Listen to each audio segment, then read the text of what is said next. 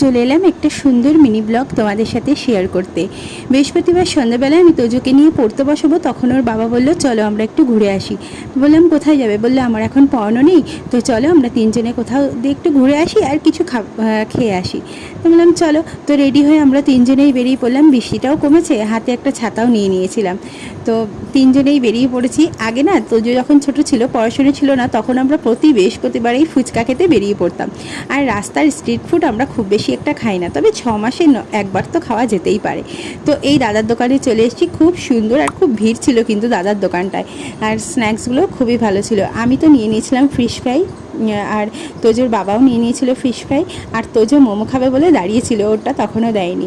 আর তোজো আমাদের একটু গল্প করছিলাম, সেই ভিডিও তুলছিল। তো ওরটা দেয়নি বলে ও কি করবে, ও এরকম করে আমাদের ভিডিও তুলছিল। আর তারপরে আমাদের খাওয়া হয়ে গেছে, আর তোজোর মোমোটাও দিয়ে দিয়েছে, আর ওর বাবা ওকে একটু খাইয়ে দিচ্ছিল। আর জানতামই না যে একটা কুর্তির দোকানে আমাকে হঠাৎ করেই নিয়ে যাবে।